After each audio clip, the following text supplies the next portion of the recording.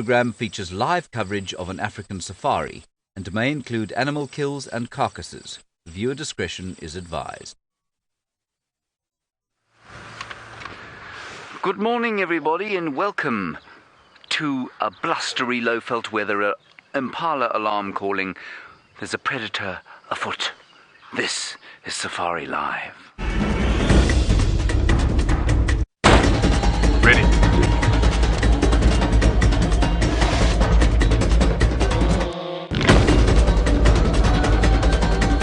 Standing by.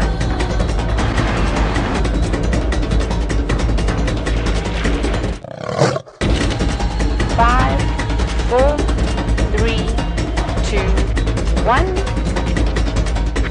You are live, you are live. Right, now a slightly easier morning to you, less rushed. There are Impala over there. They're all screaming and shouting at something, looking down here, I think. So we're going to go down towards the pan. My name is James Henry. We're sitting here on a live safari. Rian is on camera, and it's a little bit of a flustered start this morning because we had to put our rain roofs on, find rain gear and that sort of thing. It's supposed to be 22 degrees Celsius, 72 degrees Fahrenheit. Impala looking all over the place, and the alarm calling, so it's deeply confusing as to what's going on. Please keep watching the damn camera. Now, Taylor will be out shortly, then Stefan Winterboer has returned to walk around on foot.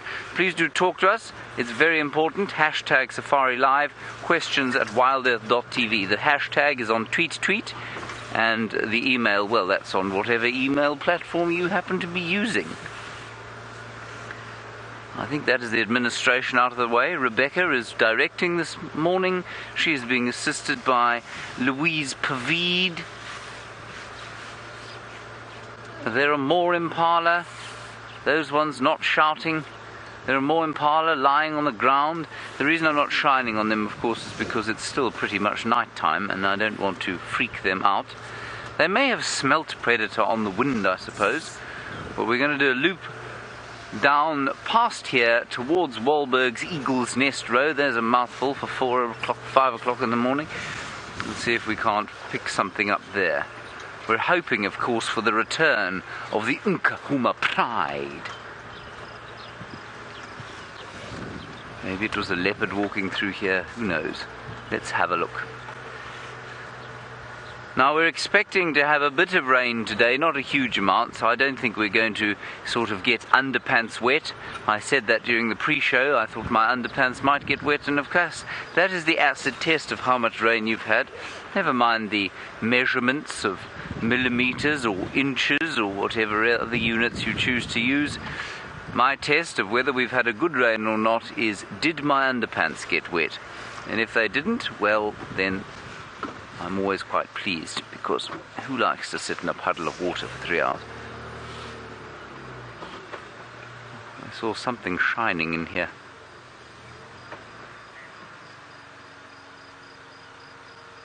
It has stopped shining. It has ceased to shine. There is no reflective light coming off whatever it was. Okay, let's keep going. There's quite a strong southeasterly breeze that is bringing with it the weather. There was thunder and lightning on the horizon this morning. Something is afoot around here. And Safari Dean, you're absolutely correct. The sun is being very lazy indeed this morning. It is not doing its job in any shape, way or form. Although there's a little bit of sort of crack in this cloud cover. I don't mind this. It's quite a pleasant sort of coolth on my face. But if it gets any heavier than this, I shall probably develop a fairly bad mood.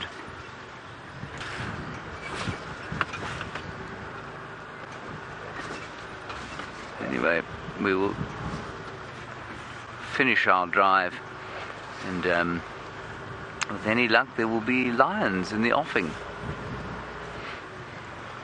Turn the game drive radio up just in case. Slowly getting lighter. You can see the need for the spotlight is starting to decrease.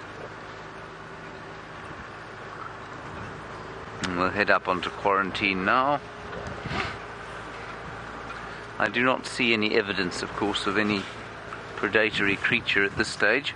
It could be that those Impala were just shouting because they got a fright at the sight of this vehicle coming along. It looks like a sort of hot dog purveying spacecraft with its little roof on and all the lights shining, the presenter light which is shining on my face, the two outside lights, the headlights, the spotlight. It does look like some kind of alien vehicle. So it's possible that the Impala just thought that there was an alien landing and that's why they were alarming. Hello Mary. Good morning to you and thank you for your question, the very first question of the day. You say, are there any animals that only come out at night? Plenty of animals that only come out at night, Mary. The bush baby is a very good example. It's a little primate that looks like a lemur or a galago. It is a galago. And they only come out at night time. They live in tree holes for the duration of the day. And then they come out at night to hunt insects and find some tree gum to eat. Then most of the predators are active largely at night, so lions and leopards are active pretty much at night time, although of course they will move during the day, at least leopards do especially. And what else would come out at night? Chameleons do quite a lot of moving around in the night time.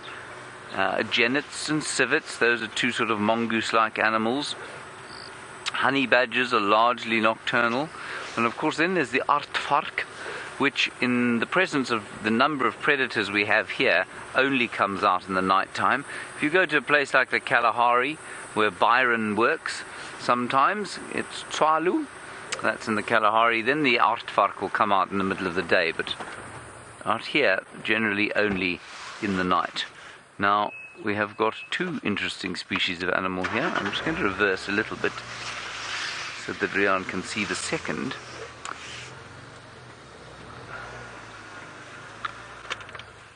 There we go. Now we have a wildebeest and we have some impalas.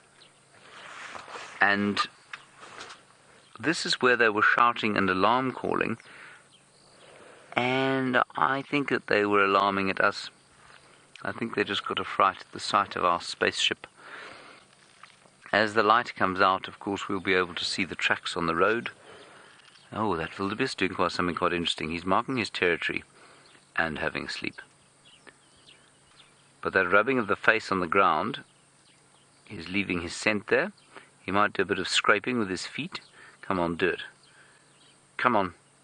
Show everybody how clever I am. Do it, wildebeest. Do it now. He's got glands between the clothes of his hooves. And he's not going to use them today because I've incorrectly interpreted his behavior.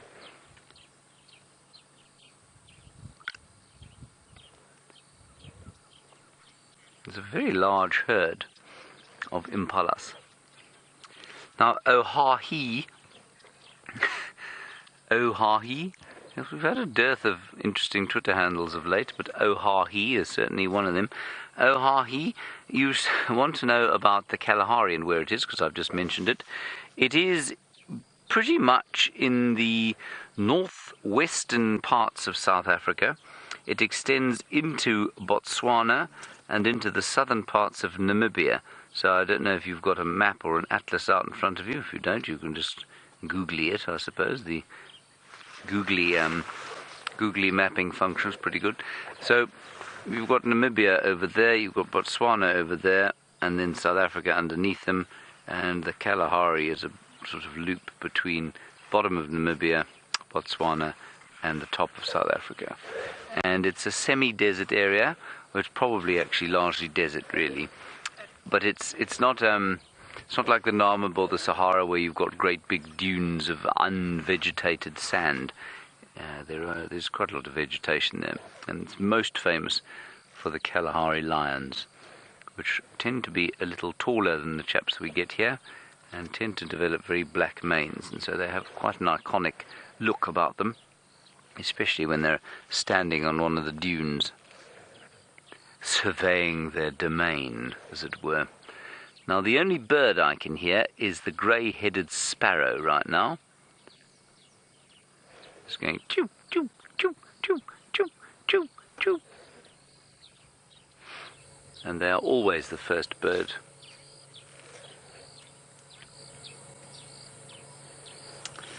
Now, Crystal, here's a lovely one for you to try and work out yourself. I think it's a really nice question. Why on earth would a wildebeest bull be lurking about with these impala? Crystal, I'm just trying to paint a social situation for you and see if perhaps I can help you to understand. I could just tell you, of course, which would be imminently understandable. There's a baby impala. Crystal, imagine that you are walking down a road in an unfamiliar place, and you have heard that there have been some criminal attacks in the area.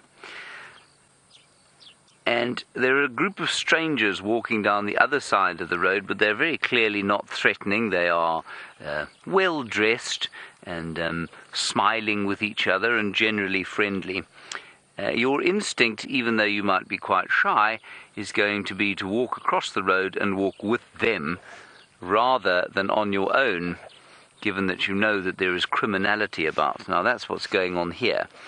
The wildebeest knows that there is criminality about in the form of predation.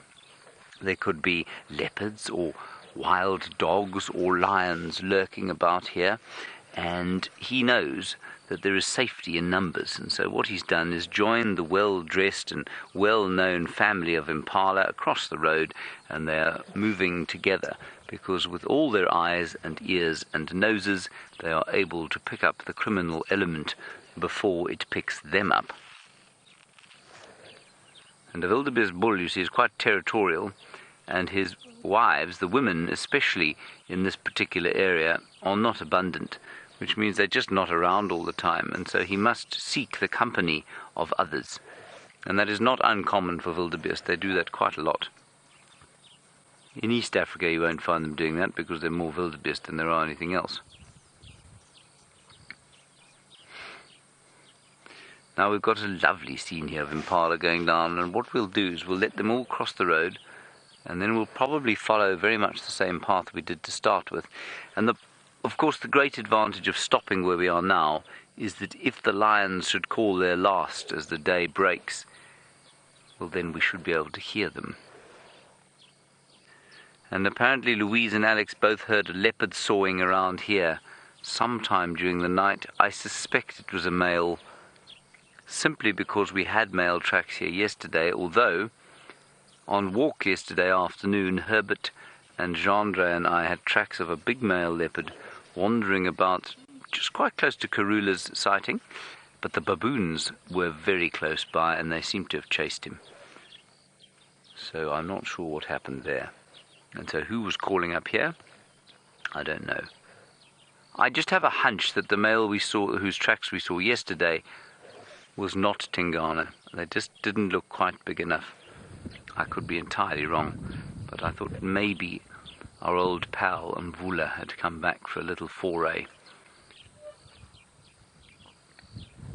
Isn't this a lovely little scene of baby impalas just learning to become adult impalas by running around in the same way that human beings practice to become big human beings, by running and playing? Alrighty, let's move it along.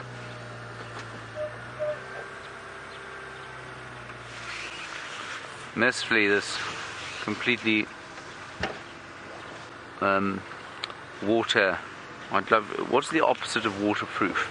Porous poncho has not had to be used yet. We haven't had sufficient droplets from the sky. So we'll drive around the corner. I think all of these impala are going to pop out into the clearing down here, which will be quite nice.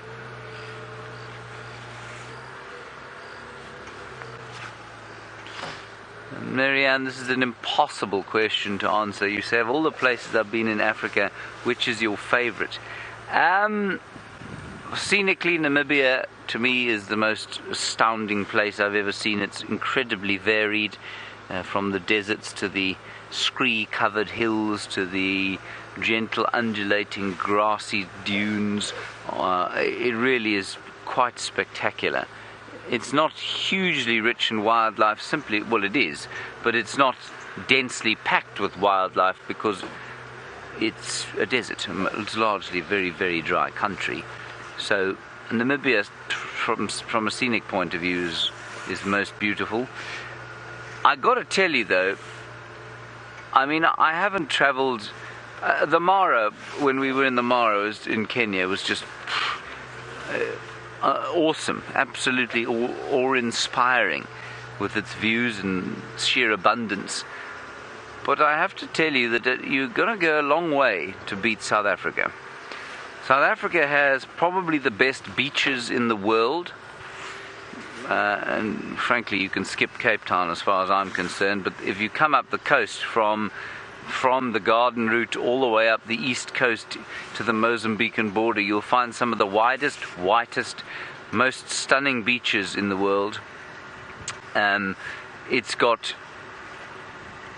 the Drakensberg mountain range, which extends more than 1,000 kilometers or 600 miles from where it starts now up in the north here down into northern Natal, and vistas and scenery that you just cannot, just breathtaking stuff. And then obviously we have these wildlife areas, these wildlife hotspots where, I mean, people travel spending enormous amounts of money every single year coming here because it's just so stunning. So, you know, there are lots of places in Africa that are very beautiful, but I think you'll have to go quite a long way to beat South Africa for its diversity. It's got just a little bit of everything. The Victoria Falls is magnificent. That was inspiring as well to me. I'm not sure why. It's just got such a sense of history about it, and it is obviously scenically spectacular. Where else in Africa? The Congo I would skip, I think. The Congo was a fairly scary place to go and visit, and it was fairly hot, and there wasn't a great deal in the way of wildlife. Where I went, it had all been eaten. So I wouldn't go rushing back to the Congo. Rebecca's saying Malawi. I do need to go to Malawi. Apparently very beautiful around the lake there. Other places in Africa I want to go but haven't yet. Ethiopia. I believe that there is some spectacular stuff going on there. In the Simeon Mountains, certainly the pictures would indicate that it's beautiful. And Zambia, yes, I think Zambia's got some of the most amazing wildlife we get here, but I'm not sure that it can compete scenically with some of our areas here. Zimbabwe, I haven't traveled extensively, but some gorgeous areas to the east, beautiful wildlife. In Hwange, and at Mana Pools is another place I need to go. Mana Pools apparently in northern Zimbabwe on the banks of the great Zambezi River. I've edited some footage from there and some pictures, and it just looks utterly spectacular. So lots of places still to visit, but difficult to beat South Africa.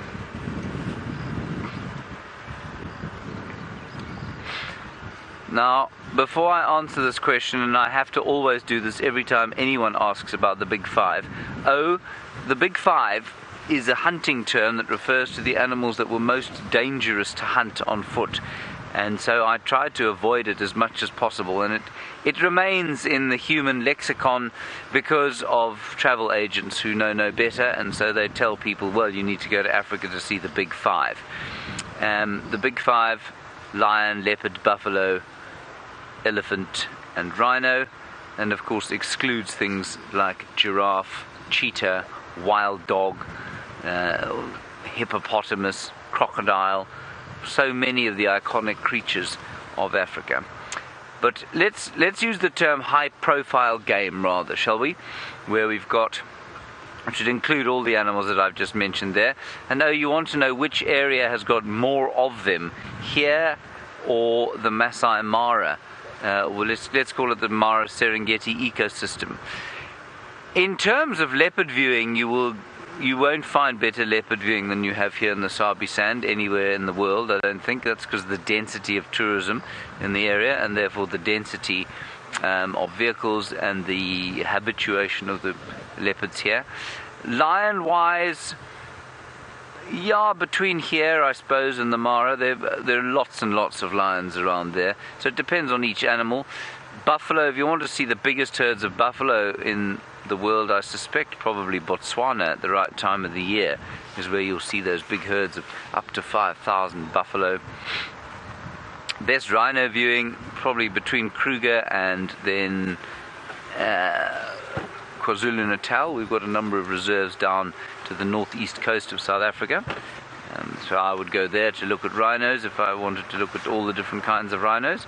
Cheetah viewing, definitely going to be superior in a place like the Serengeti of Tanzania, various parts of Zambia probably as well. Wild dogs, you have to come to Kruger, some parts of Botswana as well, so it really is very varied. Hippopotamus, well, you're going to need to know where there are good rivers. The Mara River is brilliant for hippopotamus. Thousands of hippopotamus all over the Okavango Delta of Botswana.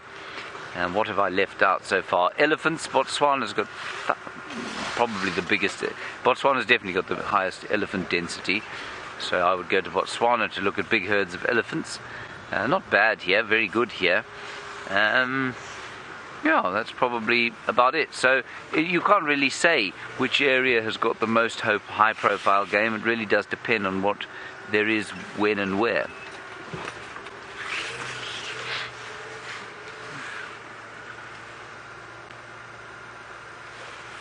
Now, Aaron, you're wondering about migration and whether we have unusual species migrating here, and I'm smiling because of your example. You say, like camels. We do not have camels migrating here, Aaron. I think you're probably saying that tongue-in-cheek. But no, there is no migration into or out of Djuma. The animals or the mammals that we have here are consistent. Their density might change slightly during the seasons, but no movement in or out of the area. Obviously, there are birds that come in and out of the area, but no mammals. We used to have mammals migrating in and out of here, way back before human beings were too densely populated in this area, when the tsetse fly was rife and more malaria was around. Elephants used to migrate quite extensively. They'd go on an east-west migration. They'd go spend the summer months here when there was water and grass and when there were no people because of the tsetse fly and the disease, and they'd then go off into the mountains. They'd head west towards the Drakensberg and go up into the hills there for the winter time, because there's still quite a lot of grass up there, and that's of course where the catchments of the rivers come down, so there was water and food for them there. And so if you came down here in the middle of winter, or probably up to around September or October, you wouldn't have found much in the way of elephants here. Then the wildebeest also used to migrate through here. About 20,000 of them apparently used to come down to the Sabi Sand for the summertime, spend it between the Sand River and about here, so in a sort of 7-kilometer or 4.5 mile band between this area and the Sand River, and then the other side of the Sand River and the Sabi River, and they'd graze around there. And then they'd spend the winter down here. In the summer months they'd turn on and go up to the grasslands and Gabbro plains around the Timbavati River, which used to flow in the summertime, and it doesn't flow anymore. Right, we're going to I think let's check the kill first. We're at the area where Karula was. I have not been in here with the roof on, so I don't know if we're going to be able to get too close, but I think we should be able to. And we'll just quickly ask the final control. We know that Karula pretty much has given 2 of the same performances twice in a row. She went into a fallen tree off to the right-hand side of where I am now yesterday afternoon and the afternoon before, but I don't know if the kill is in the same place as it was yesterday. I'm just going to follow this fairly substantial highway, and perhaps it will lead us to wherever there might or might not be meat. I do hope they're going to stay there.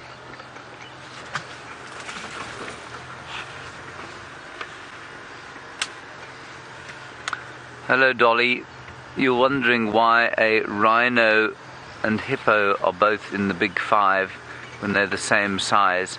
Dolly, they're both in the big five, perish the thought, because, at least they're not both in the big five, because the hippopotamus for a hunter is really literally like shooting fish in a barrel. They get shot in the water.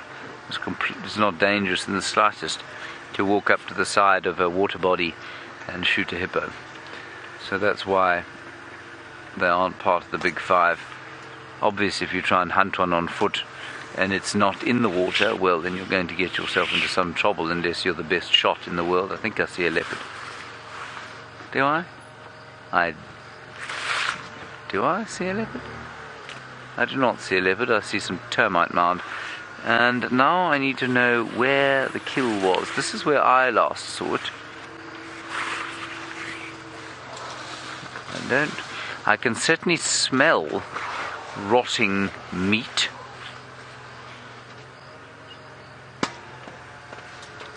Rian, you weren't in here yesterday, were you? Rian was not in here yesterday. Taylor is still trying to fix Rusty, everybody. She will be out as soon as possible. Then you will not have to listen to me waffling away. There is definitely an odour of death. I think it was dragged under that bush there. There is much activity, or much evidence of activity in this area. Please be here, Karula. Don't be a recalcitrant old bat. Not that I would ever call you that, of course. That would get me in trouble with the Twitterverse. Trouble from which I'm not sure I would ever recover.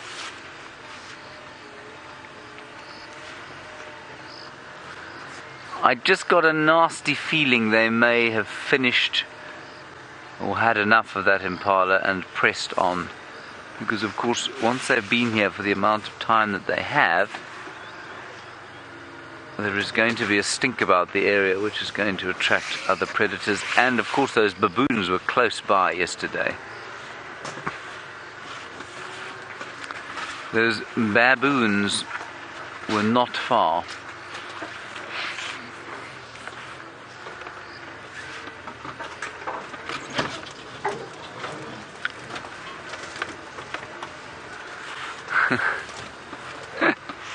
Hello, Michael. You say you're doing a school project and you chose South Africa, and you say, do I have any suggestions as to what you could make or represent?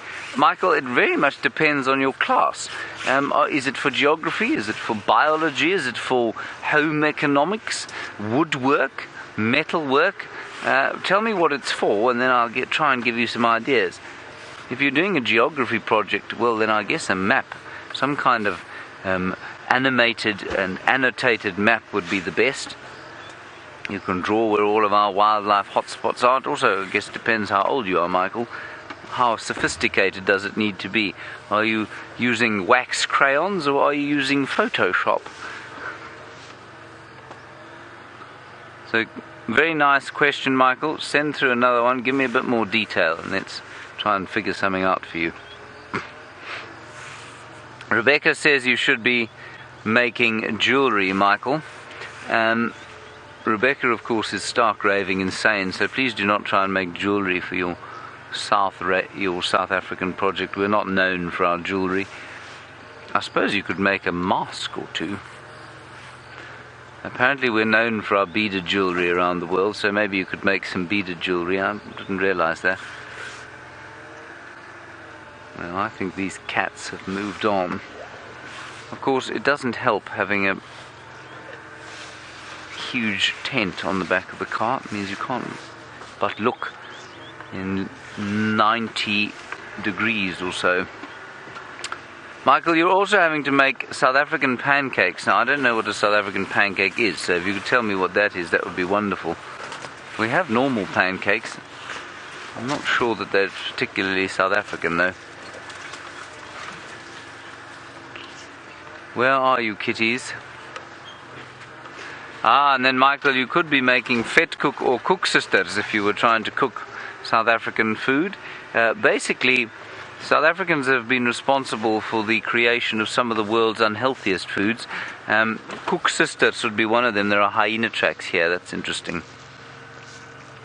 Young hyena walking along the road here. Cook sister is basically some very, very sweet dough with more sugar than anything else in it, sort of platted together and then deep fried. That's a cook sister. And a vet cook is dough, again, deep fried. And they're eaten all over the place here. Deep fried in vegetable oil. You basically couldn't find yourself a less healthy food to eat if you liked. But sometimes they're quite a nice treat. I'm just going to find that log that Karula was sitting on yesterday evening, and then I might have to do a little bit on foot to see if they haven't moved off. Plenty of hyena activity going up and down the road here. I'm just going to turn the game drive radio on to find out if anybody had a last sighting of them here. Good morning, mobile stations.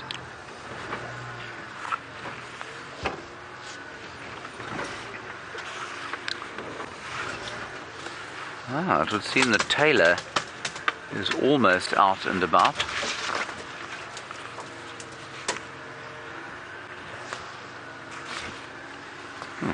Here's an animal climbed on me. It's hopped off. Where is that log?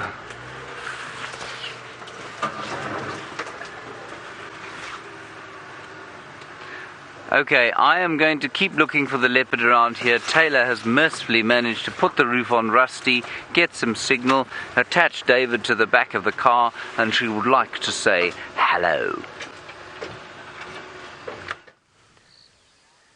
We are here, no need to panic, everybody. We've made it out safely, of course. The vultures are around, and well, so are we. My name is Taylor McCurdy, and on camera this morning is David. Now, as I'm sure you've seen with James already, the rain has been on and off, but it seems to have, well, subsided for the moment. And I'm sure that these vultures are hoping that the rains are going to disappear too, and so will the clouds, so that they can, of course, take to the skies, catch the thermals, and find some lions to follow who have hopefully made a kill somewhere. But for now, they're just roosting. They've actually got a bit of protection, a couple of leaves on the tree. So I'm sure they're also hoping that the wind is going to come from the west, which it doesn't often do. It normally comes from the south. So I suppose if it does bucket with rain, they might have a bit of shelter. Otherwise, they're just going to wait it out. What was that noise? Did you hear that, David? I thought I heard a baboon shout. No, it's very quiet. So I have heard the lions roaring the entire night. So I don't know if James is gone yet to do a little boundary patrol. But that's definitely something that I'd like to go and do now, is go up towards Sydney's dam and have a look. Because they were calling and calling and calling most of the night. So surely, and when they were calling, it did sound like it was getting louder and louder every now and then, which is quite good. So we'll also check here, because they come through this area really, really quickly, especially when they're searching for food, and we know how much ground a lion can, of course, cover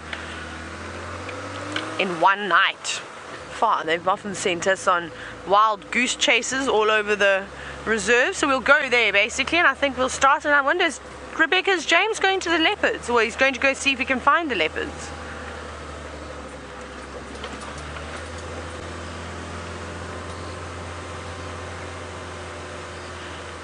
Oh, okay. So just quickly getting a very quick update from Rebecca. So apparently, as you've seen, James has gone to see if he can relocate on the royal family, but he hasn't had much luck. I wonder if hyenas came through perhaps and stole their kill. I didn't hear too many of them calling away last night though. Let's see what else we've got up ahead. And it's so important, of course, when you're out trekking to try and get out as early as possible so that you can check the roads before anybody else comes and drives around. But sometimes it's a bit difficult because these roads, there are lots of guests also coming to and from lodges, transfer vehicles. Perhaps somebody's got an early flight and they've got to head to Mauritius, and those flights are always exceptionally early in the morning. And then of course the transfer company's not really looking for tracks. And sometimes this can, well, be a bit of a disadvantage to us. But when you've got experts like Herbie in the field, and when he goes out walking, then you could have a big 16-wheeler truck drive over a lion track and Herbert will still see it. I don't know how he does, but he will still be able to tell you which way it was, how old the track is, and the specific individual of the animal too. He is just that good. David, are you getting a bit cold now? We were a bit hot and flustered when we were putting roofs on and things like that. And now, I'm even going to have to zip my jacket up at some point. Well, it's quite nice for the moment though. I'm just sort of cooling myself down. The air vents are open. David, you putting your electric blanket back on now? He's freezing. He says he's going to have to put his scarf and his gloves on. And I really hope we do get rain, but I just don't want rain right now. It would be nice if we could have some rain sort of after drive this morning. I think it would be very nice. We're due for it. We've had almost about 4 or 5 days now of very hot weather. And like I said yesterday, we saw those tadpoles. We can't let those tadpoles dry out in their puddle. We need to get them some water, some rain, so that they can keep going and develop into healthy little frogs. And of course, well, more importantly, just as important as the frogs I suppose, but to keep the grass growing so that the animals have got something to eat. That's going to disappear very, very quickly if the rain, well, if this is the end of the rain for the year. We'll be in a bit of trouble. Don't think it is. I think we're going to get a couple more downpours before the rainy season finishes. But if you have just tuned in, welcome, and we're so happy to have you here. You're on a live safari, and if you'd like to ask myself or James any questions this morning, please do so. You can hashtag Safari Live on Twitter or questions@WildEarthTV. Now we're searching for lions, so you're going to see me sticking my head outside of the vehicle, just checking for tracks, because I can't tell you how many times. Hey David, how many times have we come here and then the lions have crossed from the north from Buffalo? Oh, too many times. There goes an impala chasing a female. Why are you chasing her all the way over there? He does big loops. He tries very hard. Now there's one poor now female impala. She's just standing all on her own. Ah, the roof, yes. We've got the roof. Sorry, David. It took me a moment to realize I have to reposition the vehicle differently. Now she's obviously going, I don't know, I think she's the lucky one because she's managed to escape that male. Here he comes again, bossy boots. He's chased one female back. Perhaps these two have maybe moved too far away from the herd.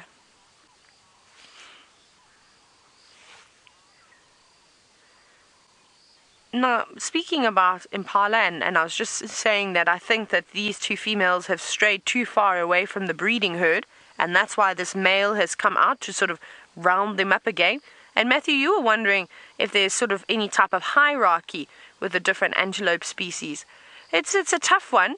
I'm not sure if there's a hierarchy within the females. You might find that there's one that's slightly more dominant, but I suspect that they'll all relatively be on the same sort of level. However, when the male is in the herd, he seems to take charge, and he's got quite a tough role. He's got to not just mate with the females, he's got to make sure, or he's got to protect them, and he's got to mate with them too, and he's got to be on the lookout for predators. So he's got a multi-role, and it can be quite exhausting. So I'm sure he does get quite panicked when he is in this situation where he's got a breeding herd on the other side of the road, and then you had two girls that split off and separated. I suppose it's like a farmer trying to gather up his sheep, or a farmer trying to gather up his cattle. You always have one or two that just don't want to listen, and they're going to do their own thing. And it's dangerous for them to separate from the herd, because now there's less eyes, there's less ears to help spot the other predators in the area.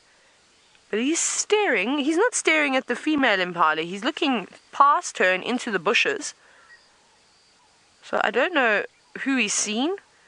He's not snorting, so it doesn't seem like it's a predator. I wonder if he maybe hasn't spotted another male, Or maybe he's worked out that a few more females have got away from him.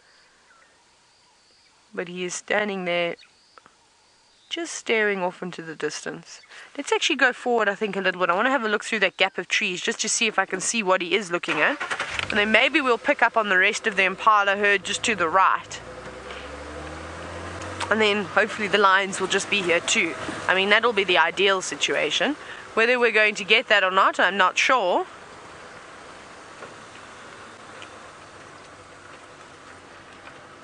Here we go. Now we can see exactly what he's staring at. Well, we've got the same view. Look at that dark sky and lovely blue grass. Not. I didn't mean to say bluegrass. I tried to say green and then blue came out. Oh goodness, bluegrass that we have out here. Oh, David, did you enjoy that one? I'm going to have the best bloopers reel you've ever seen. So Janet, now you were wondering if we have any springbuck in this area, or are they possibly referred to by another name? So no, Janet, you're quite right. We don't have any springbuck in this area. It's the same reason why we don't really see any gemsbok or oryx, is because those two antelope species are predominantly a sort of more arid region, so desert-dwelling antelope. They do very well in Namibia and the Kalahari, where it's more dry and it's not quite as lush as this. But no, they're still referred to as springbuck. In South Africa, they're often actually called springbok, would be the South African way to say it. Now look at this. This is quite interesting. So that male, he's still staring into the distance, and the female now seems to be approaching him. I don't know what they've spotted. We can't see anything through that wall of worry trees, but their eyesight is much better than ours. So there we go. There's an alarm.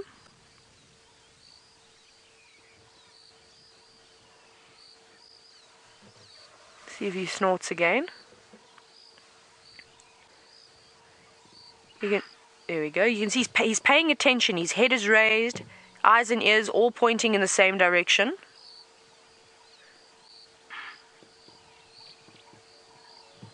He's uncomfortable with something that's lurking on the other side of those guarri trees.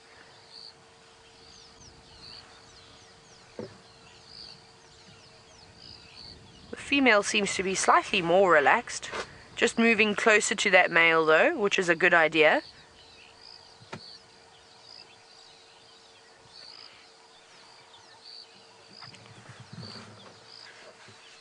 So I'm just trying to see if I can hear any birds alarming.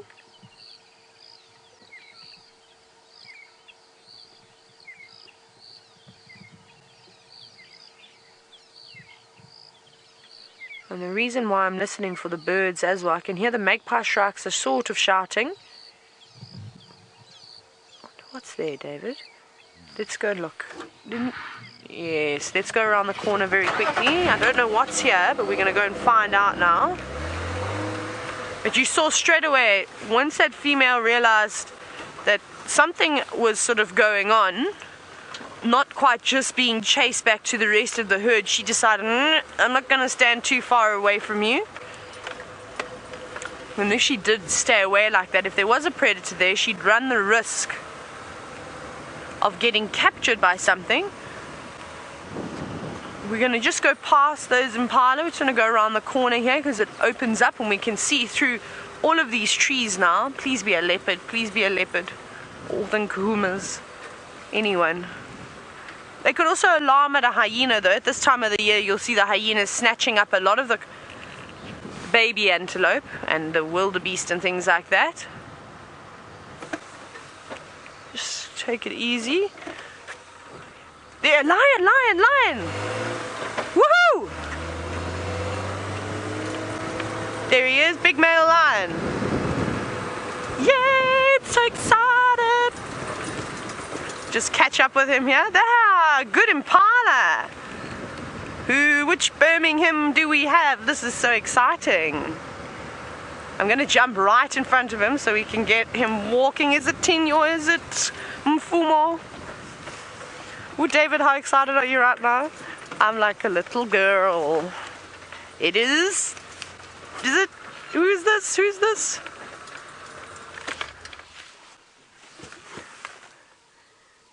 Is it Mfumo? I feel like I've forgotten the Birminghams now. No, is it... who is it? Is it Mfumo? Rebecca? Louise? Help. Help, help. I think it is Mfumo. There's another male lion, David. There's two. He's going to come out here. Sorry, the pole, you can just see him moving. He'll come straight towards us. I don't know which lions we've got. I'm so excited. I've forgotten what everybody looks like. Let me just call this in quickly. I've got Djuma and Gala. No, I can't. Never mind. We'll call it in just now. Hello, boys. This is fantastic. This is obviously who's been doing all the calling.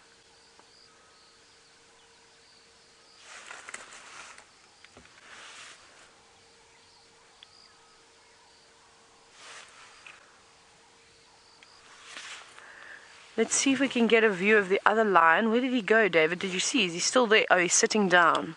They're both sitting down now. So I think this is Tinyo. His face doesn't look all that.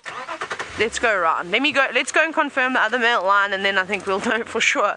I've forgotten. It's been such a long time since I've seen these boys now. I've completely forgotten which lion is which, but we shall look at them and get them out. But I think that could be Tinyo. Let's see who's around the corner. Oh, hello, handsome. Yes, that is Tinyo. This is Mfumo. Hello, boy. Hello, big boy. And isn't he beautiful? Still got a little bit of a gash on his face, but it looks like it's healed very well, especially the ones that he had under his eye. He was a little bit worried about that, but it seems as though it has healed up nicely, and it's still just a very, very small gash that he's got left from his issue that he had with the myiasis. But like I said, it's going to keep happening for the next few months. Every time that scab forms over his face, if he rubs his paw, if he gets into an argument with his brother or one of the Nkahuma lionesses, then that scab is going to come off of his face, but it'll be alright. It's not anything to worry about. They're good and healthy, and I'm just so happy to have two of the Birminghams back on the property. Thank you very much, gorgeous boys. Let me very quickly I'm going to call the sighting in actually just in a moment. And hopefully somebody else would like to come and join us, because this is very, very nice. I don't know when we last seen the Birminghams. It's been quite some time now. Hey, David, when was the last time? I literally cannot even tell you the last time that I saw. No, you know where it was? It was at Arathusa. No, it was after Arathusa. It was when we had Nsuku at the dam. That was the last time I saw a Birmingham, and that must be about a week ago now, easily. Up he goes again.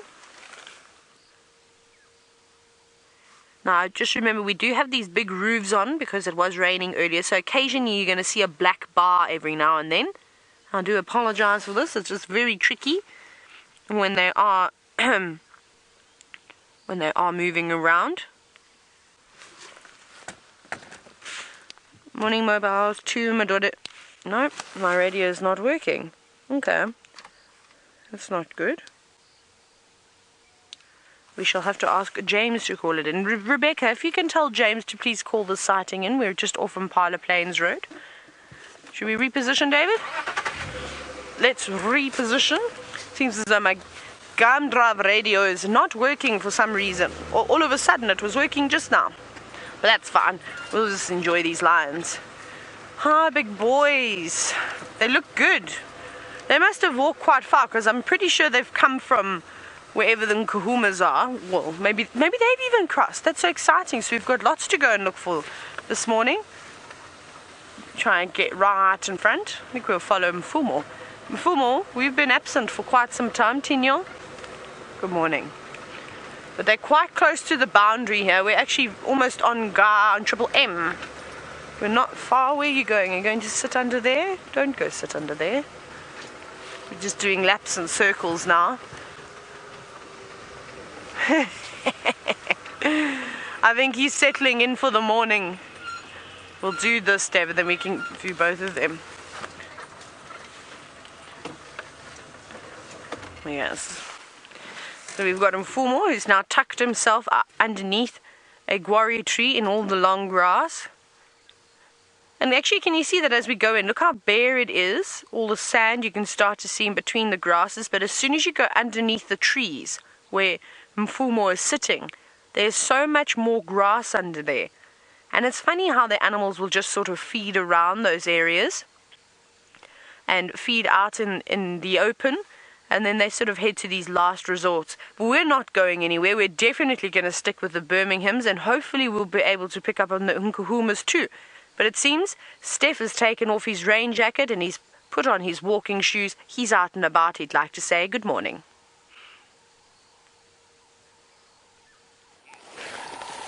Good morning and welcome to the bushwalk. It just seems every time I come out on one of these things it seems to be raining, which is not a bad thing.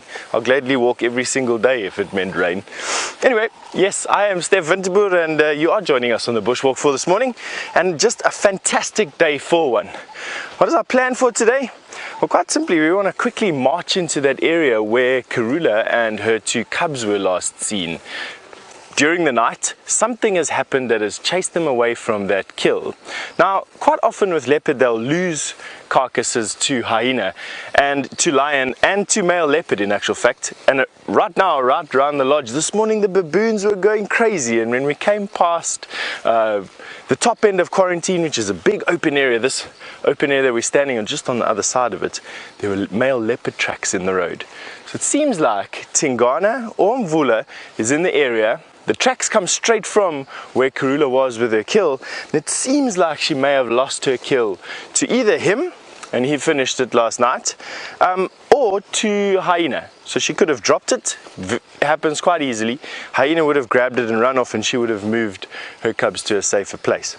So we're going to go into that area. We're going to see what we can find over there. We have got Herbie, of course, and he is a very gifted tracker, and he'll be able to decipher the trail. Hopefully the rain hasn't obliterated too many of the tracks, and then give you an update either with her or at least where she's been going by the end of the safari. That's our plan for today. We have got Craig on camera today, and we are suited up for rain. Oh, look at this. Awesome. Now, you know, it's not every day that we get to show you a baby giant land snail, but just have a look at that. Normally they are 3 times this size. Here's my thumb for comparison. Normally giant land snails are as big as my fist. There he goes, there he's peeking out of his shell. That's awesome. Now, I haven't seen a giant land snail much smaller than this, to be honest with you. I've seen one probably about 10% smaller. That's about as small as what they get. What they do between when they are laid, or when they hatch out of their eggs, and when they get to this side, I don't know. The eggs are not this size. Of course, the eggs are only a couple of millimeters big, literally the space between my fingers, and are laid in batches of 200 or so. So where 200 snails go is beyond me. Where they are laid, I know they're laid in soft sand, but after that, where these baby snails go, I don't know. I think perhaps under logs, but I look under so many logs, I've never seen herds of baby giant land snails around. But there, this one is very cautiously looking out, and you can see a much blacker foot than the larger adults, and also a much more stripy shell. The shell retains some of those stripes into adulthood, but I think a large portion of the shell gets rubbed off on vegetation, and so we'll go down to sort of the bare knuckles of it over the years that they live. Definitely live for longer than 5 years, probably between 5 and about 10 years somewhere. That's how long these giant land snails will live for. Quite a long time by insect lives, not the longest by any means. There are some ant queens that will live up to 20 years. Some spiders here, the biggest of the tarantulas or baboon spiders can live up to 30 years long, and You know, that's a long time for insects. I mean, 30 years for one insect is ages. But I think from a giant land snail point of view, this is still a youngster. How old it is, I don't know. To be honest with you, there's not really that much information out there about the different growth cycles of these giant land snails. And like I said, underneath this particular size, I don't see them. I have never seen them, unless I'm looking at them and never recognize them for what they are. Anyway, let's carry on going. See what it is. The rain came out of the south today, and as you can see, it's already clearing up, so it looks like it's going to be a very nice day. But anyway, we are going to march as fast as we can into the area where Karula was last left, and I'm being told that Taylor is still with that fantastic Birmingham boy.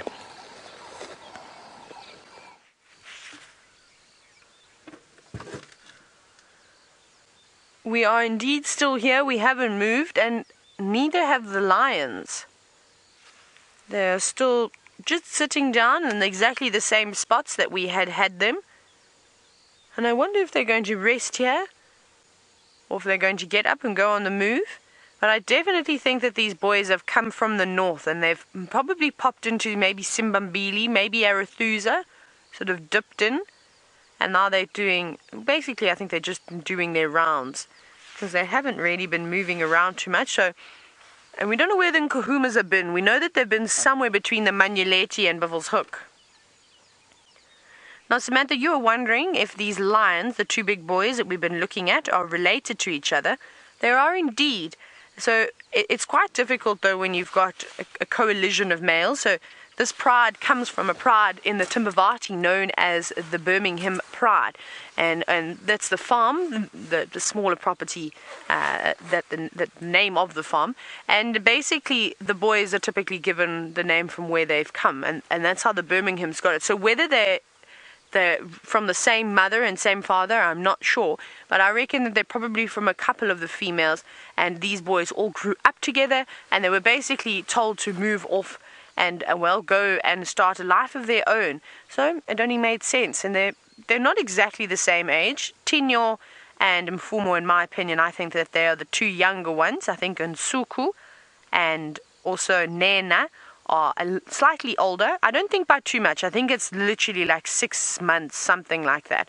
You can just sort of see that their manes are much darker and a lot more fuller, whereas these two are still, their manes still seem to be growing. Or maybe it's genetics. Maybe this is one of the things that makes them sorry, he's having a look at the vehicle. Yes, we've got a big roof on today. Look at, he's going, hey, that's nice. That's a new outfit you got going on there. He's going to join his brother. So let's quickly go around the corner. Let's turn. But there you are. Maybe that's another thing. Maybe there's a way that you can see. Maybe Nsuku and Nena are true brothers coming from the same mother. And maybe these two boys are from different mothers, because they don't really look exactly the same. The others, their mane is much bigger, but it could be an age thing again. We're just really going to have to wait and see. But their manes, oh, that's lovely. And they're going to cuddle underneath this tree. Mfumo, I don't know why you're hiding away. There's no rain and there's no sunshine. You can just lay out in the open like your brother, like what Tinyo's about to do. And that is a very lion thing to do, is that there is no graceful way of laying down. You have to flop.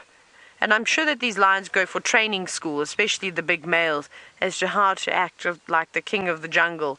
And one of the criteria you have to pass is flopping down like a, I don't even know like what.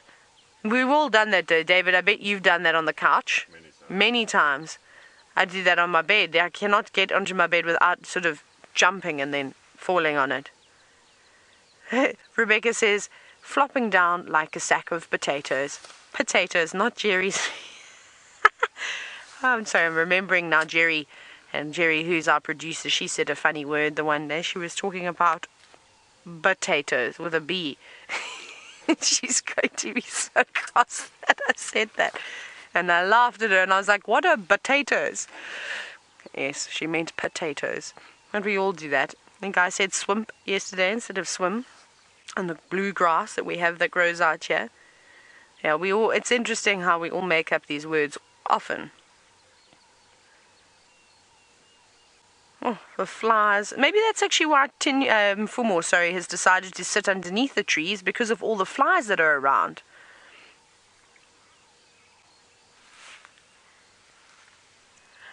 Hello, the kiosk man. Now you're wondering, how do we tell the difference with these lines? And that's a great question. That's something that we haven't actually done for a while, is talking about their key identifying features. Now, Mfumo is actually quite an easy one to identify if he would very kindly look at us.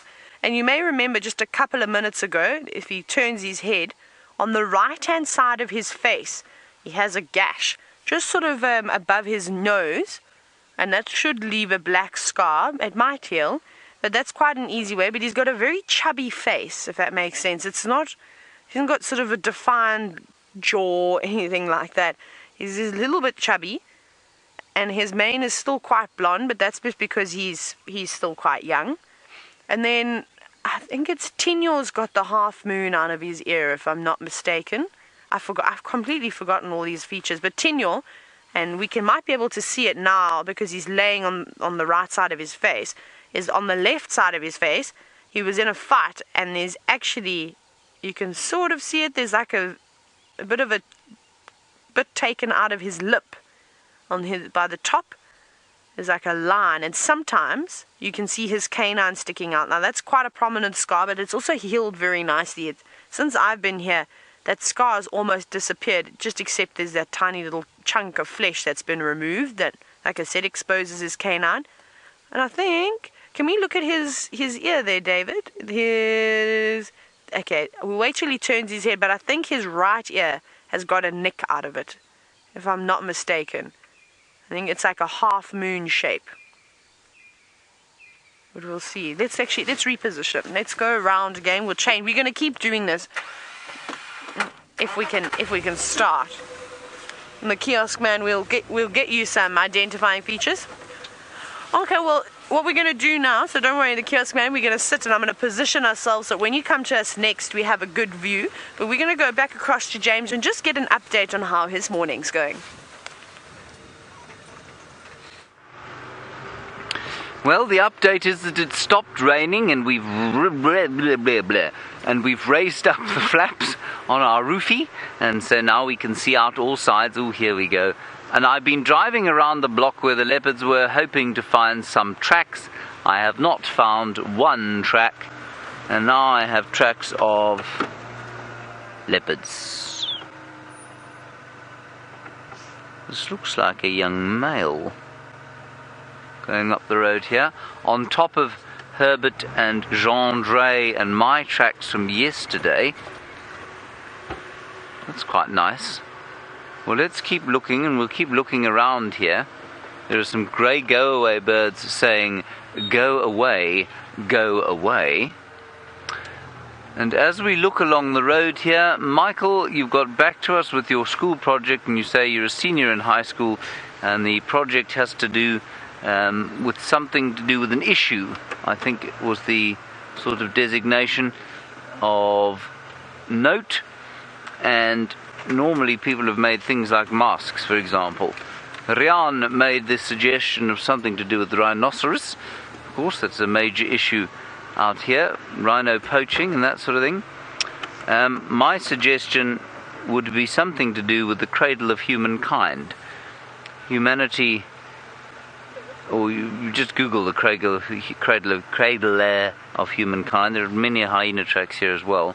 And the cradle of humankind is a site of basically human evolution in South Africa, and it's where we think we all came from. So that would be a really nice one to do something on. So if you Google the cradle of humankind, you'll find all sorts of fascinating information on where we all come from as people, and that's quite a nice one because of course you can tie it in with general humanity and our inhumanity to each other, and perhaps a suggestion that we become more humane to each other. This is a male leopard that's walked along the road here. I cannot find a track that's obvious enough to show you, I'm afraid, with the camera.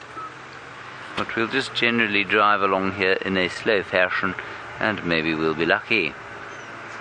No, I mean, he came along here last night, but where he came from, I don't know. Now, of course, the big danger when you're tracking, we're all going up this way. Jared, you're wondering if I knew about Karula before I started working at Djuma. No, I had no idea who Karula was. In fact, my first meeting of her was with Viam, and that was in my 3rd month of working here. She hadn't been around for a while, and she was sitting in a tree eating a bushbuck on Mumba Road, Jared, and I got into a bit of trouble, Jared, I must tell you. The first time I met her, I described her as being slightly pug-faced. Well, her fans around the world were not happy with me for having described her as pug-faced. I haven't dared do it again, and well, that's probably a good thing, because she is a magnificent creature. I meant no slight on her character, and she has done a truly remarkable job. And what's interesting is, I mean, we bang on about the fact that she's raised 10 youngsters, or she's, you know, these current crop of cubs are her 10th, 9th and 10th, and if she raises them to independence, that will be an astonishing record.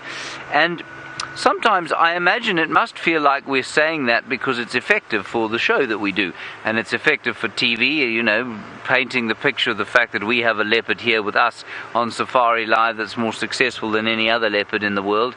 But really, that is the case. She is a celebrity even without Safari Live. She is a remarkable cat, and has done some astounding things. Now, up ahead, we've got Stefan Winterboer, and he's sitting with Herbert, and I think Anwar is on walk with them. That's going to be quite interesting. But wouldn't it be quite fun if the leopards popped out on the road between us? But I think they've got the tracks up there. The tracks are going straight up the road here. So I think that we're probably not too far from them, and what we will do is check Ingwe Alley once we've asked where they think the tracks are going. Right, in the meantime, let's head across to Stef, who is standing just over there. I'm not sure why we're linking to him right now, but there he is.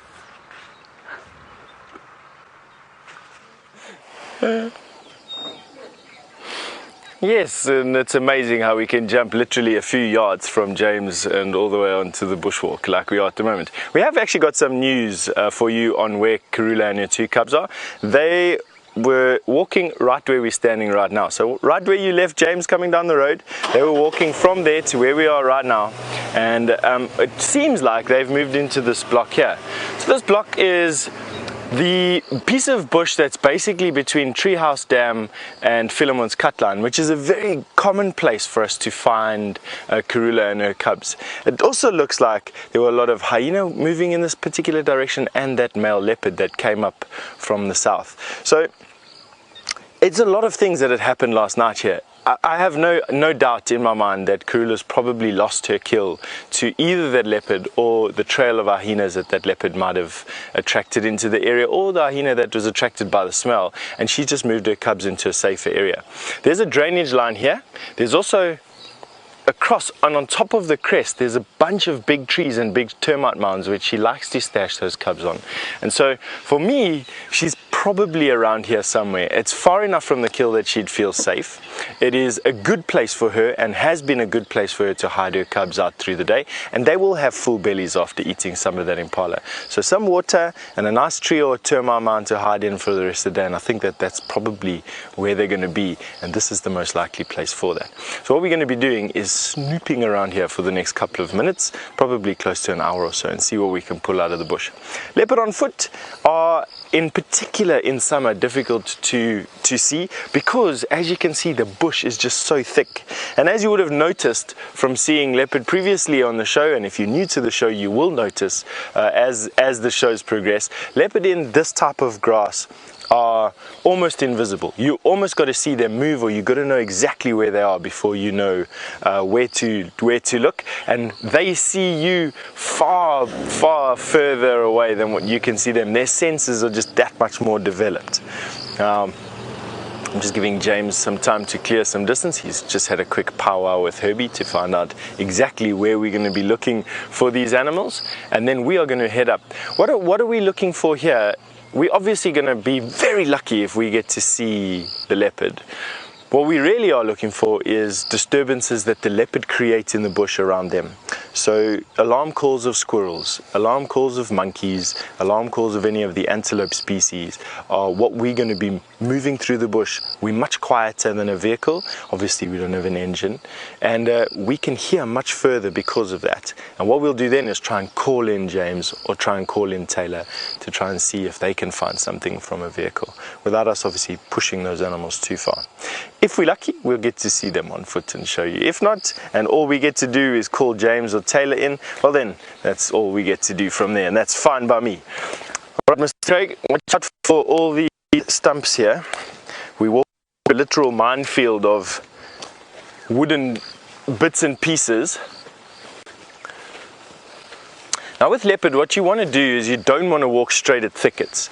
So this would be a perfect place for a leopard to actually be hiding in the grass and waiting for you.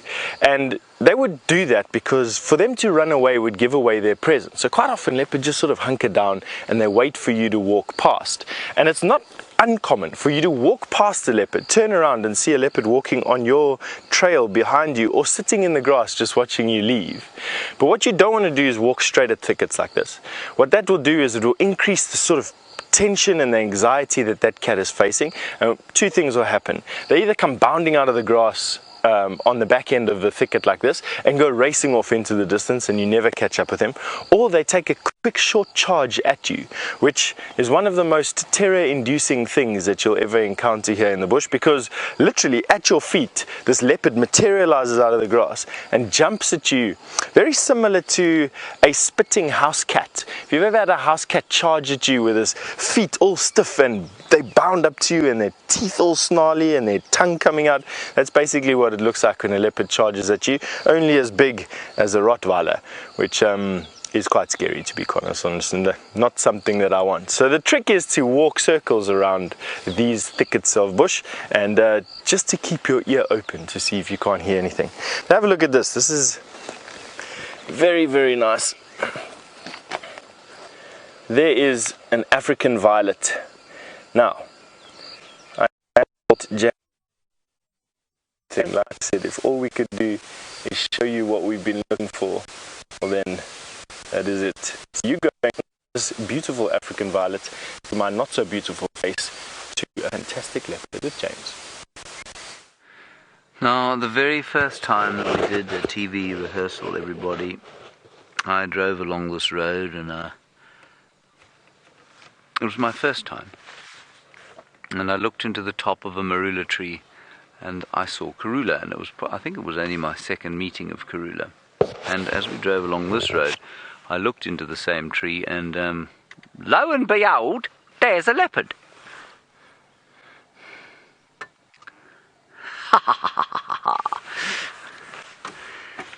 So we had the tracks. I don't know which leopard this is. I'm assuming that it's Karula. I don't know where the babies are, but let's go and find out together. Isn't that a turn up for the books?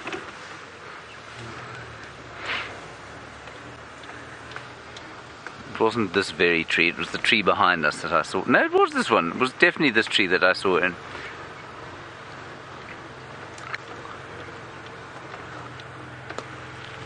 Stef says well done, apparently. The only reason I came along this road is because Herbert told me to come along this road. So let's say well done, Herbert. Now there were tracks of a male there, tracks of a female. This looks to me like our queen. I suspect the babies are probably somewhere around the pans where the kill was yesterday. So we'll just get into a position where we can see who this is. It's going to be difficult with the roof for us to get close, because then you will just be staring into the canvas. Yes, this looks like Karula.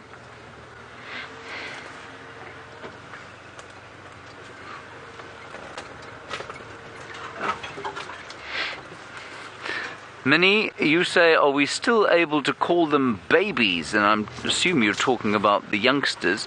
Minnie, you can call them whatever you like. I definitely still call them babies.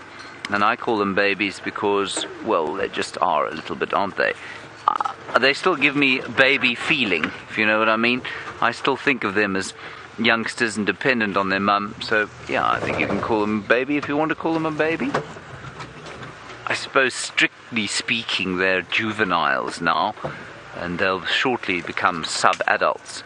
But you know, my mother still refers to me as her baby, and I'm 40. Right, there we have a nice view. Good morning, Mom. You don't have a view. How's that? Okay, that's as far as I can go, I'm afraid. No, that is hopeless. Hang on a second, sorry everyone. Let me just try the angle.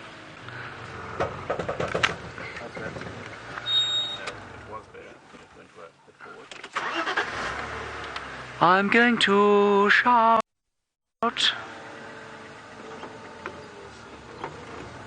There we go. Right, we might have to go home and take this roof off.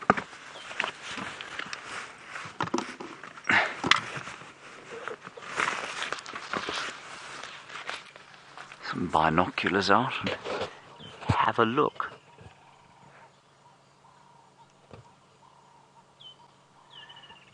Yes, anyone disagree that that's Karula?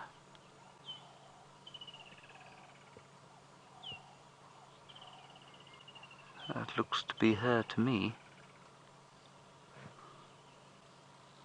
Although, must be her.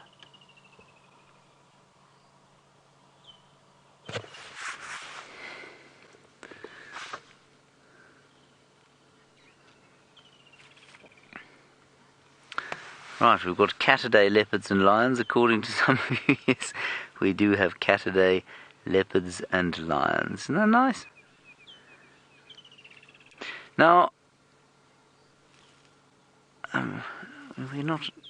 haven't gone mad. This is Karula, isn't it? Must be Karula. It's a 3-4 leopardess. Yeah. I just can't see her wow, and I can't see her face properly. But I think what's quite interesting here is how very differently coloured her son is. Hosana is much, much golder than she is.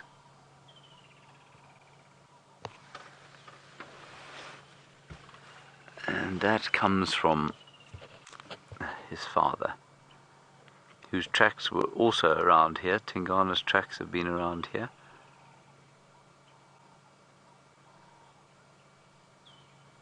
And I don't know, I wonder when she climbed up here. Leopards are not, you know, they don't rest in trees by default. And I suspect when the rain began and made the grass wet, she thought, I know this comfortable tree, let me go and sleep up there for a little while. Completely safe, you can see her breathing very soundly. So while we are sitting here, Stef has continued down to the south with Herbert to check the pans around Pangolin Track, which is where the kill was, just to see if the babies aren't there. There you are. I did it totally on instinct, the babies. And I suspect that they are around there, and you might have quite a nice sighting of them on foot, which would be very, very special.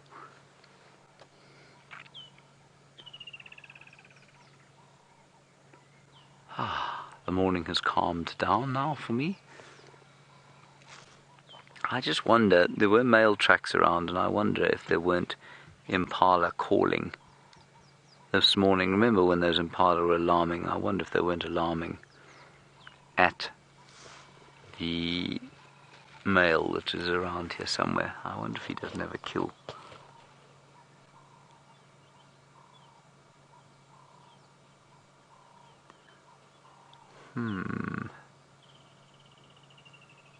This cat needs to lift its head. Something doesn't feel quite right.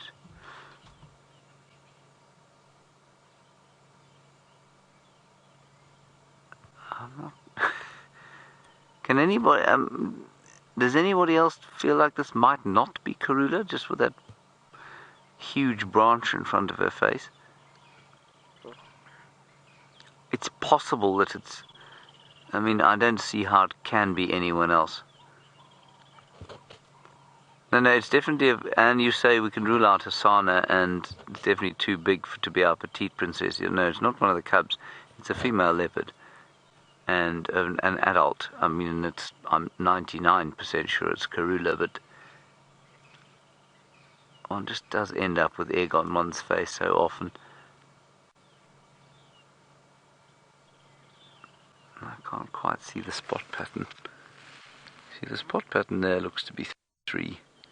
That's my girl. Come on, just lift your head briefly. What if there's a hyena coming along? You need to spot it.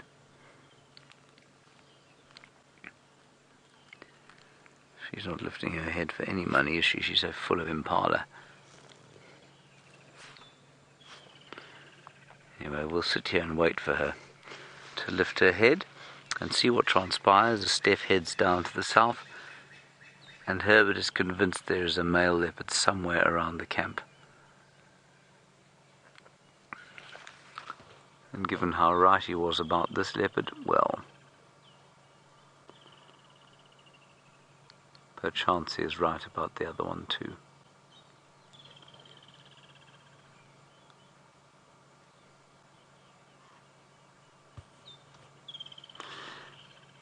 Right, we're going to wait here. I'm not going anywhere. We're going to see if she lifts her head, and then I don't think she'll be in this tree the whole morning, so let's wait and see what she does.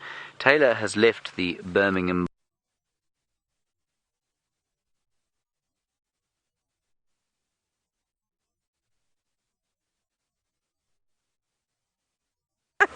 Sorry, the weird things that are being whispered into my ears is making me chuckle this morning. So we've left those boys because they've gone completely flat and they're fast asleep. So I thought that we would take this moment to go and look for the nkuhumas.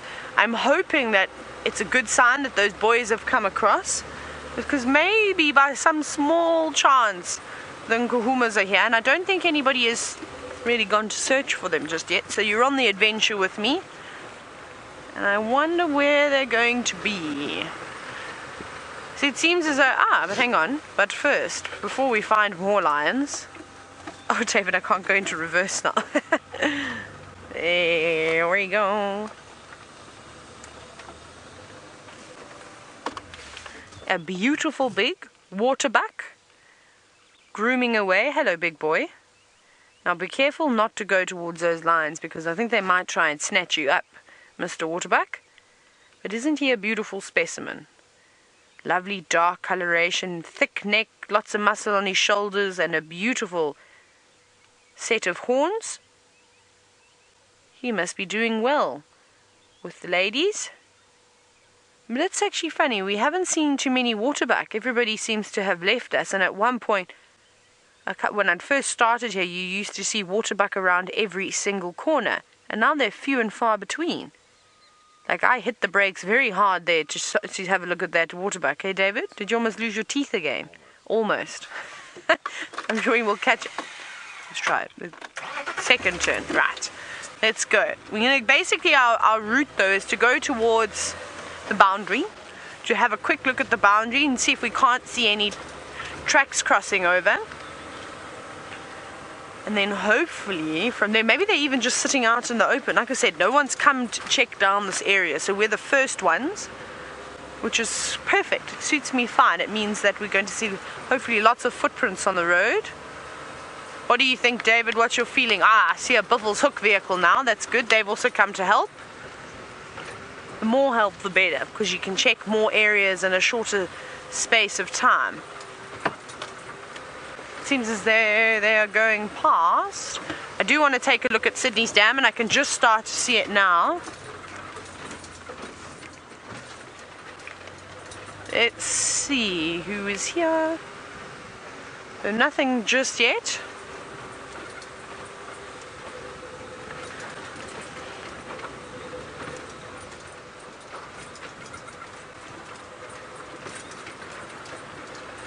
Right. Right, I'm just getting closer and closer to the dam now. It's just off into the distance. There we go. So far it's not looking too promising. I'm trying to scan ahead and see if I can spot anything, but I haven't seen anything. Let's see. Here we go. Hello. What have you got for us today, Sydney's Dam?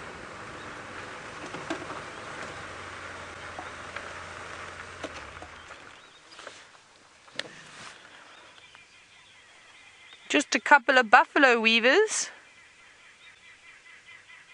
And, well, I'm sure you can hear the green wood hoopoes shouting about as well. But no lions laying out in the open like I was hoping. So I think we're going to carry on. And I did just see a Buffels hook vehicle. David, what is on the ground? Is that just... No, I'm making it up. I thought I saw something, but it's absolutely nothing. Okay, so we're going to keep searching. We're going to do a very quick boundary patrol, and if we don't get lucky, we're going to go back to the Birmingham Boys. But let's go back across to Stef, who is now at the old kill site where the leopards were yesterday. I must say, how was that for a little bit of predictive tracking, as we like to call it, and how lucky are we that we get to show you those leopard with James, or the leopard with James, I'm told, and the rest are yet to be found. But we've managed to come out here to the kill site where she was yesterday and last night to try and figure out what it is that's happened. Now, I have a feeling I can see a drag mark here, which I'm going to try and show you what's happened. But the last time the kill was here, where all the grass is lying nice and flat, you can probably see that the grass has been trampled over here and underneath the bushes, which have been exactly what a female leopard with 2 cubs would have tried to do with a massive Impala carcass. Is she wouldn't really have dragged it into the tree. This tree didn't look like it was all that good, and she hid it underneath the bush over here, and this is where it was. Now, out of sight of vultures and lying in the thick grass slows wind down, and so it takes a long time for the scent of that carcass to actually be dragged through the bush. But what's happened is something's come up on her and has stolen the carcass, and the only thing that's left over here now are lots of carrion flies or blowflies on the trees. So if you just look at the leaves, and here on the branch for instance, you will just see that it's just festooned with the flies that were around the carcass. I remember watching yesterday's show from the Final Control, and Byron was complaining that there were lots of flies here. And you can actually look deeper. There we go. That is the regal blowfly or carrion fly. Not my most favorite creature on earth. However, they do provide a fantastic meal and form one of the cornerstones of insect protein out here for so much life. So not only do they clean up carcasses, but in their adult form they provide food for everything else out here as well. Now there's a drag mark here, and I want to see what it is. So as you can see here, or I'm hoping to show you, you can see that this grass here has been. So generally what they will do is they'll come and steal a carcass, and they will drag it off a little bit. They won't normally eat it right there. What I want to try and see is if you can see where this carcass is gone. Let's go and have a look and see if we can see where this drag mark has gone. So here's some here. You can see, here we go. Okay, so come and have a look here with me. Wow, that was pretty easy. This will give us the first clue as to, oh, no flies. There is a chip of the shoulder blade that has been absolutely splintered up. Let me put it in the open there for you, Mr. Craig. And you can see that the bone itself has been split through the middle there. So the shoulder blade, and then there's also the hooves, the hoof of the Impala. So that is so typical of hyena let's stand up here, sorry. So because we're on a bushwalk, every now and again the aerial does bend away from the tower, and what happened there was we bent away from the tower and you lost signal with us for a little bit. But that is the hoof of the Impala with a little bit of leg meat, rump steak still stuck to it. So that then tells me exactly what has happened here. Is a hyena chanced upon this carcass. Karula was not strong enough to hold the carcass from the hyena. In actual fact, she probably would have put up a very little fight, mainly because leopard don't want to get injured by a hyena. Just a stray bite from a hyena is enough to incapacitate a leopard. She won't be able to hunt for her cubs anymore, and they all three are most likely going to die of starvation. And so what she does is she just says, there we go, take my carcass, you can have it, I'll go and kill another one. And she probably would have left at that point. So the carcass was dragged off here and probably devoured. Just trying to see if any more of this carcass was pulled off. I can't see. This is where the drag mark ends. Usually they may have a fight if there was more of this particular carcass left. I don't think there was much left of it in any case. I think it probably got gobbled up right here, whatever was left. But anyway, I'm glad that we finally got to tell you the end of the story. We now know what the outcome is. So there's no male lion lying here, there's no male leopard lying here, there's no Karula and cubs lying here. There just seems to be the splintered bone from the remains of hyena feeding off of Karula's carcass. So we're going to carry on with the rest of our walk, see what else we can find for you, and we're going to send you over to James and catch you up later.